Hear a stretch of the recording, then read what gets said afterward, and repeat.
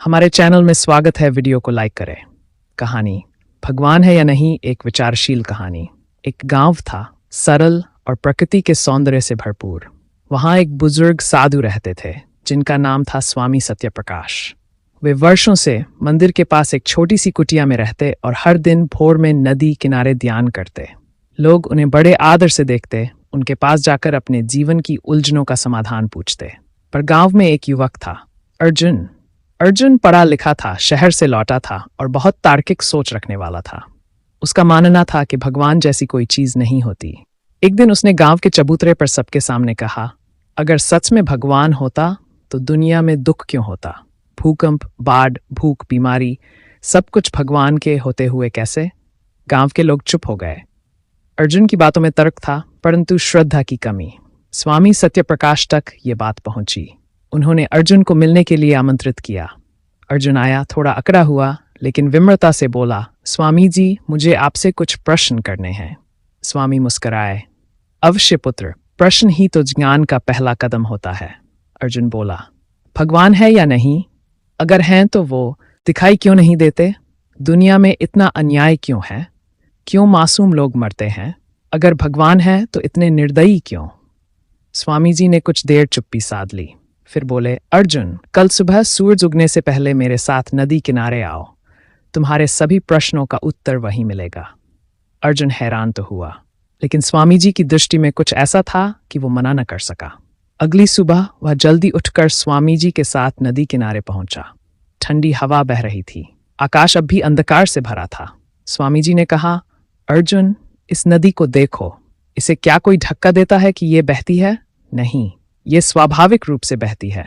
वैसे ही ये सृष्टि भी बह रही है, एक नियम, एक संतुलन के साथ। यही नियम, यही संतुलन ईश्वर है। अर्जुन बोला, परंतु ये तो प्रकृति के नियम है, विज्ञान है, ईश्वर कैसे? स्वामी जी मुस्कुराए। उन्होंने अर्जुन को एक बीज दिया और बोले, इसे जमीन में गाड़ो और पानी डालो, 1 हफ्ते बाद फिर मिलना। अर्जुन ने वैसा ही किया। 7 दिन बाद जब वो लौटा, उस बीज से एक छोटी सी कोपल निकल आई थी। स्वामी जी ने पूछा, क्या तुमने इस बीज के अंदर वो हरी पत्ती डाली थी? नहीं, अर्जुन ने कहा। क्या तुमने उसे सिखाया कि धरती की ओर जड़ें और आकाश की ओर पत्तियां ले जाए? नहीं, अर्जुन फिर बोला। तो फिर ये सब किसने किया? स्वामी जी ने मुस्कुराते हुए पूछा। अर्जुन चुप हो गया। ये वही शक्ति है जिसे हम ईश्वर कहते हैं। वह किसी मूर्ति में बंद नहीं, बल्कि इस सृष्टि के हर कण में व्याप्त है। उसे देखने के लिए आंखें नहीं, श्रद्धा चाहिए। अर्जुन कुछ सोचने लगा। स्वामी जी ने फिर कहा, अब तुम्हारा अगला प्रश्न दुख क्यों है?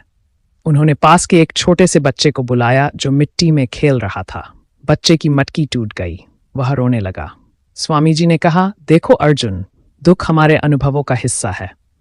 जैसे ये बच्चा रो रहा है, पर कुछ देर बाद फिर मिट्टी से नई मटकी बना लेगा। दुख हमें मजबूत बनाता है, हमें सिखाता है।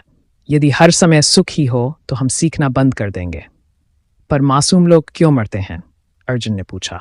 स्वामी जी ने कहा, संसार एक रंगमंच है अर्जुन। हर किसी की भूमिका अलग है। कोई कुछ समय के लिए आता है, कोई लंबे समय तक। हमें नहीं पता आत्मा की पिछली यात्रा क्या थी और अगली यात्रा क्या होगी।